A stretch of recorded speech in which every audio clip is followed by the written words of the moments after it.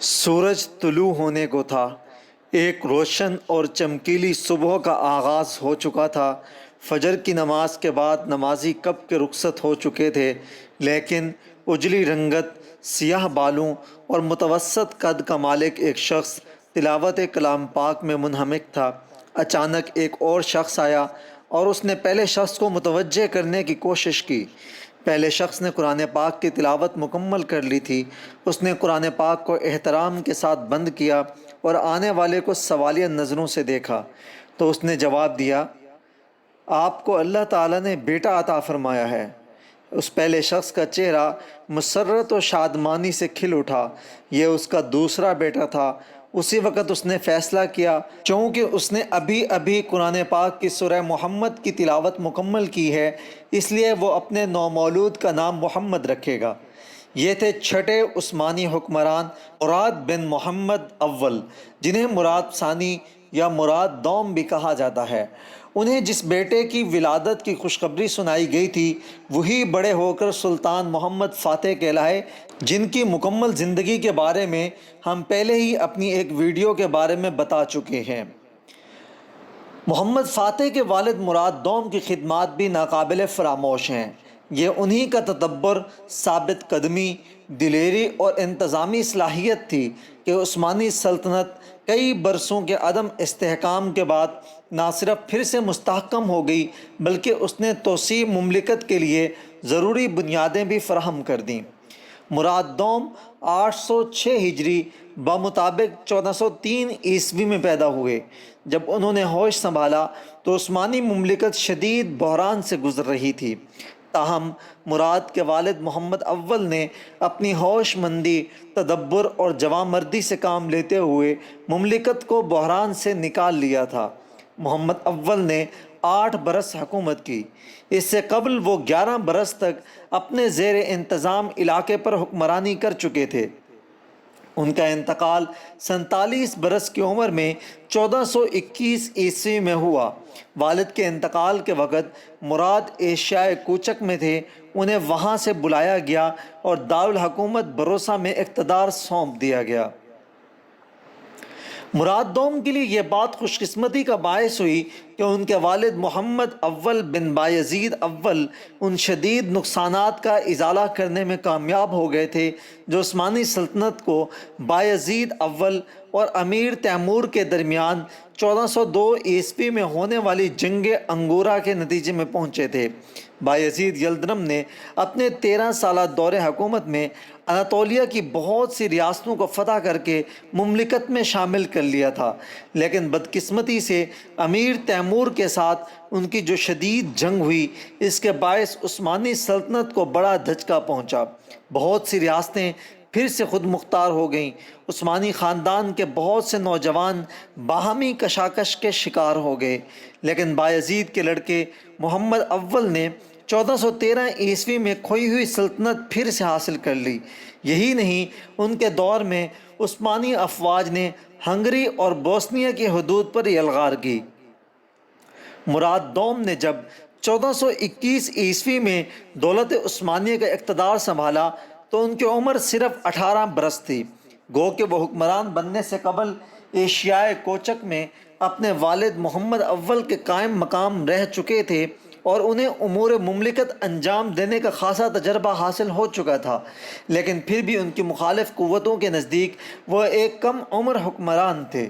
محمد اول نے جن بغاوتوں کو کچل دیا تھا، وہ پھر سے سر اٹھانے لگیں۔ مراد دوم کو پہلی شدید مخالفت کا سامنا بازنطینی سلطنت کی جانب سے کرنا پڑا۔ مراد دوم کے والد محمد اول نے قیصر روم مینوئل سے اچھے تعلقات استوار کر لیے تھے اور انہیں اپنا حلیف بنا لیا تھا۔ انہوں نے قیصر پر بہت احسانات بھی کیے تھے، لیکن محمد اول کی وفات کے بعد قیصر روم نے ایک شخص مصطفیٰ کی قیادت میں ایک فوج عثمانی مملکت پر حملے کے لیے روانہ کر دی۔ اس شخص کو بایزید یلدرم کا بیٹا بتایا جاتا تھا، جبکہ در حقیقت ایسا نہیں تھا، اس لیے اسے دوزمہ مصطفیٰ کہتے ہیں۔ مراد نے صدر اعظم بایزید پاشا کی قیادت میں ایک فوج مقابلے کے لیے بھیجی، لیکن سازلی درہ، ادرنا اور سرس کے درمیان کے مقام پر لڑائی میں بایزید پاشا شہید ہو گئے اور بازنطینی فوج نے گیلی پولی پر قبضہ کر لیا۔ اس فتح سے مصطفیٰ دوزمہ کی ہمت بڑھ گئی، وہ رومی بحری بیڑا لے کر در دانیال عبور کر گیا۔ مراد نے فوج کی قیادت اپنے ہاتھ میں لی اور حملہ آور فوج کا مقابلہ دلیری سے کیا۔ مصطفیٰ کو اولو بعد کے پل پر شکست ہوئی اور وہ فرار ہو کر گیلی پولی میں محصور ہو گیا۔ مراد نے سمندر عبور کیا اور گیلی پولی پر قبضہ کر لیا، پھر وہ ادرنا میں فاتحانہ داخل ہو گئے۔ دوزمہ مصطفیٰ کو گرفتار کر کے پھانسی دے دی گئی۔ قسطنطنیہ کے حکمران مینوئل نے جو غداری کی تھی، اب انہیں اس کی سزا دینا ضروری تھا۔ چنانچہ مراد دوم نے 1422 عیسوی میں 20,000 سپاہیوں کی فوج تیار کی اور پیش قدمی کر کے قسطنطنیہ کا محاصرہ کر لیا، جو اب استنبول کہلاتا ہے۔ اس شہر کو فتح کرنے والے کے لیے حضرت صلی اللہ علیہ وسلم نے دعا فرمائی ہے، اس لیے اس شہر پر ماضی میں بھی کئی مسلمان سالاروں نے حملے کیے تھے، تاہم قسطنطنیہ کی فتح کا اعزاز مراد دوم کے بیٹے سلطان محمد فاتح کو حاصل ہوا۔ بہرحال مراد دوم نے بھی قسطنطنیہ کا محاصرہ کیا۔ بازنطینیوں نے شہر کو بچانے کے لیے اپنی تمام قوت داؤ پر لگا دی۔ مورخین کے مطابق مراد نے اس محاصرے کے سلسلے میں غیر معمولی فوجی لیاقت کا ثبوت دیا۔ کچھ بعید نہ تھا کہ یہ محاصرہ کامیاب ہو جاتا، لیکن شاہ قسطنطنیہ نے سازش کی اور مراد کے چھوٹے بھائی مصطفیٰ کو اکسا کر مراد کے مقابل کھڑا کر دیا۔ مصطفیٰ نے کرمانیہ اور گرمیان کے امراء کی مدد سے ایشیائے کوچک میں مراد دوم کی ایک فوج کو شکست دی اور اپنے سلطان ہونے کا دعویٰ کر دیا۔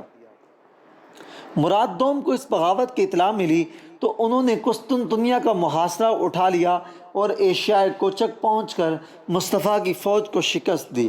مراد نے مناسب سمجھا کہ اناطولیہ کی ریاستوں میں بغاوت کے امکانات کو معدوم کر دیا جائے۔ کرمانیہ کے امیر محمد بک نے مصطفیٰ کا ساتھ دیا تھا۔ مراد نے اس ریاست کے خلاف کارروائی کی، مارکا ہوا جس میں امیر کرمانیہ مارے گئے۔ مراد نے کرمانیہ پر قبضہ کرنے کی بجائے امیر کرمانیہ کے بیٹے ابراہیم کو حکومت دے دی اور اسے باج گزار بنا لیا۔ اس کے بعد گرمیان، قسطمونی، منتشا، ساروخان اور حمید کی ریاستوں کو مطیع کر کے انہیں بھی باج گزار بنا لیا۔ اب ایشیائے کوچک میں امن قائم ہو چکا تھا۔ مراد دوبارہ قسطنطنیہ کی طرف متوجہ ہوئے، لیکن اس دوران شاہ مینوئل کا انتقال ہو چکا تھا اور ان کی جگہ اس کا لڑکا جان پیلولوگس حکمران تھا۔ جان کو خدشہ ہوا کہ مراد اب پھر حملہ کریں گے۔ اس نے صلح کی درخواست کی، 30,000 دوکات سالانہ خراج دینے کا معاہدہ کیا اور بہت سے یونانی شہر مراد کے حوالے کر دیے۔ موریہ ایک جزیرہ نما تھا جسے قدیم زمانے میں یونان کا قلعہ تصور کیا جاتا تھا۔ اس پر شاہ قسطنطنیہ کے نائب تھیوڈر اور پیلولوگس حکمران تھے۔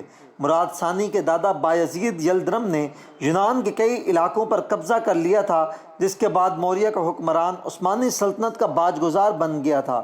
لیکن جنگ انگورا میں بایزید کی شکست کے بعد بازنطینیوں نے پورے جزیرہ نما پر قبضہ کی کوشش شروع کر دی۔ مینوئل نے ایک طویل قلعہ بند فصیل تعمیر کروائی، لیکن مراد دوم کے دور میں موریہ پر فوج کشی کی گئی اور مینوئل ثانی پیلولوگس بھاری خراج ادا کرنے پر رضامند ہو گیا۔ مراد دوم کے عہد کے آخری برسوں میں شہنشاہ قسطنطنیہ کے دو بھائی قسطنطین اور طاموس موریہ کے الگ الگ حصوں پر حکمران تھے۔ قسطنطین نے خاکنائے کورنت کے قلعہ بندی کے بعد عثمانیوں کے مقبوضہ شہر تھیبس پر قبضہ کر لیا۔ یہ اطلاع ملی تو مراد دوم نے فوج لے کر حملہ کر دیا۔ عثمانی توپ خانے کے آگے کورنت کا مضبوط قلعہ مٹی کی دیوار ثابت ہوا۔ قسطنطین اور طامس دونوں نے اطاعت کا اظہار کر کے خراج دینے پر آمادگی ظاہر کر دی اور موریہ سلطنت کو سلطنت عثمانیہ کی باج گزار ریاستوں میں شامل کر دیا گیا۔ مراد دوم کا مشہور ترین کارنامہ سالونیکا کی فتح ہے۔ اس شہر کا نام سلانیک بھی لکھا گیا ہے۔ یہ موجودہ شمال مشرقی یونان میں بازنطینی سلطنت کا ایک اہم اور معروف شہر تھا۔ 1386 عیسوی میں مراد اول نے، 1396 عیسوی میں بایزید یلدرم اور 1413 عیسوی میں محمد اول نے اس شہر کو فتح کیا، لیکن ہر بار بازنطینیوں نے اس شہر کو واپس لے لیا۔ مراد دوم کے زمانے میں कैसर एंड्रोनिकस इस इलाके का हुक्मरान था। उसने सालोनिका को वीनस के हाथों फ़रोख्त कर दिया। मुराद दोम ने इस फ़रोख्त की मुखालफत की। 1430 ईस्वी में सालोनिका पर फ़ौजी कार्रवाई की गई और शहर फ़तह कर लिया गया। सालोनिका की फ़तह के बाद मुराद ने सर्बिया की जानिब तवज्जो दी, जो उनकी सल्तनत की शुमाल मगरबी सरहद पर वाक़ था। इस ज़माने में सर्बिया की रियासत बहुत वसी थी और उसमें साबका यूगोस्लाविया का एक हिस्सा, यूनान का एक हिस्सा और अल्बानिया का एक हिस्सा शामिल था। मुराद सानी के परदादा मुराद अव्वल की फ़ौजी कार्रवाई पर 1371 ईस्वी में सर्बिया के बादशाह लाज़ार ने इताअत कबूल कर ली थी। लाज़ार ने इस मुआहदे का एहतराम किया, लेकिन 1427 ईस्वी में लाज़ार के इंतकाल के बाद जॉर्ज बर्निकोविच बरसरे इक़्तिदार आए। उन्होंने उस्मानियों के साथ दोस्ताना ताल्लुकात रखने से दिलचस्पी न ली। उन्होंने तुर्कों के ख़िलाफ़ हंगरी से मुआहदा कर लिया। उन्होंने दरियाए डैन्यूब के साहिल पर समुंदरिया में एक मुस्तहकम किला भी तामीर करवा लिया। मुराद दोम ने इस ख़तरे को महसूस किया। सर्बिया उस्मानी सल्तनत के मातहत थी। जॉर्ज के इरादे ख़तरनाक थे।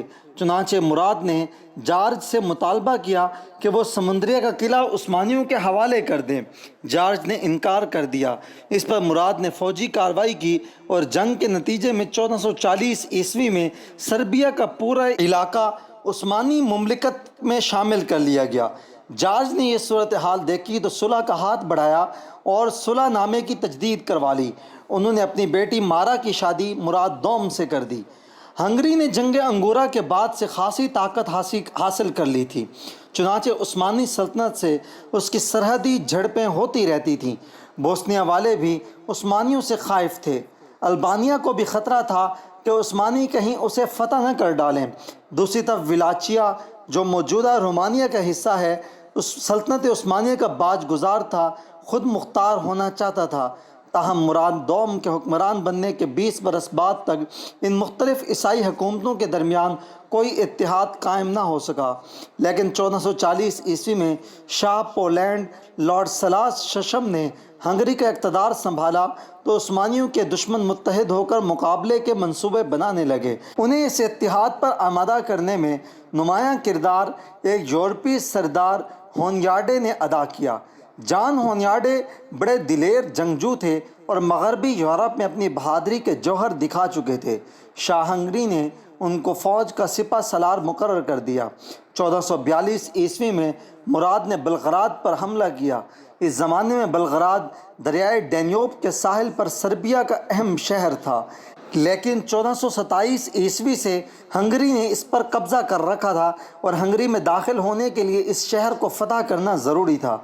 बलगराद पर हमला नाकाम रहा और मुराद को पसपा होना पड़ा। इसके बाद उस्मानियों को हरमानस्टाट और वाज़गात के मकाम पर 2 बड़ी जंगों में शिकस्त हुई।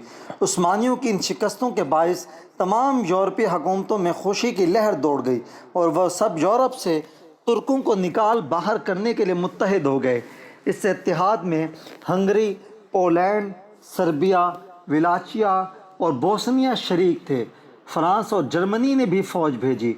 यूरोप के हर मुल्क से सिपाही रवाना किए गए। पोप ने भी अपने नुमाइंदे को मुसल्लह फ़ौज के साथ रवाना किया। दर हकीकत ये एक सलीबी जंग थी। वीनस ने अपने बहरी बेड़े भेज दिए थे। मुराद दोम उस वक़्त करमानिया की बगावत को ख़त्म करने के सिलसिले में फ़ौजी मुहिम पर थे। इसी ज़माने में ईसाई लश्कर 1443 ईस्वी में दरियाए डैनूब को अबूर कर लिया और नश्क मकाम पर उस्मानी लश्कर को शिकस्त से दोचार कर दिया। इसके बाद सोफिया भी फ़तह हो गया। मुराद दोम ने इस सूरत हाल में बेहतर ये समझा कि सुलह कर ली जाए। चुनाचे जुलाई 1444 ईस्वी में ज़ेजिडेन के मकाम पर हंगरी से 10 साला मुआहदा हो गया। यह सुलहनामा गो के हंगरी के हक़ में था, ताहम उस्मानियों की मुमलिकत की हदूद कायम रहीं। सिर्फ विलाचिया का सूबा हंगरी का बाजगुजार हो गया। सुलहनामे के बाद जब मुराद एशियाए कोचक वापस गए तो उन्हें अपने बड़े लड़के अलाउद्दीन के इंतकाल की अफसोसनाक खबर मिली। कुछ तो बेटे का दुख था, कुछ ये कि मुसलसल 20-22 बरस तक जंगों में मसरूफ़ रहने के बायस मुराद अब थक से गए थे। चुनाचे 1444 ईस्वी में अपने दूसरे बेटे मोहम्मद को इक़्तिदार सौंप दिया और ख़ुद ریاست آئے دین کے شہر مغنیسیہ میں قیام پذیر ہو گئے۔ محمد کی عمر صرف 14 برس تھی۔ یہ وہی محمد ہیں جنہیں چند برس بعد قسطنطنیہ کو فتح کرنے کا شرف حاصل ہوا اور جو سلطان محمد فاتح کے نام سے مشہور ہیں۔ تاہم اس وقت محمد کی کم سنی کو دیکھتے ہوئے ہنگری والوں کے دل میں بے ایمانی پیدا ہوئی اور انہوں نے صلح نامہ زیجیڈین کی خلاف ورزی کا ارادہ کر لیا۔ اس بدعہدی پر شاہ ہنگری کو آمادہ کرنے میں پوپ کے نمائندے نے اہم کردار ادا کیا۔ ہنگری والوں نے ایک نئی صلیبی جنگ کی تیاری شروع کر دی، البتہ معاہدے کی خلاف ورزی کے اعلان کو چند دن کے لیے اس غرض سے ملتوی کر دیا گیا کہ اس عرصے میں ان تمام قلعوں اور علاقوں کو خالی کر دیں گے جن کے بارے میں معاہدے میں طے کیا گیا تھا۔ چنانچہ یہی ہوا۔ جب عثمانیوں نے قلعوں اور علاقوں کو خالی کر دیا گیا تو یہ ہنگری والے اپنے معاہدے سے پھر گئے۔ 20,000 سپاہیوں کی فوج کے ساتھ ترک علاقوں پر حملہ آور بھی ہو گئے۔ عثمانی اس دھوکے سے بالکل لاعلم تھے۔ نتیجہ یہ نکلا کہ انہیں شدید جانی اور مالی نقصان پہنچا۔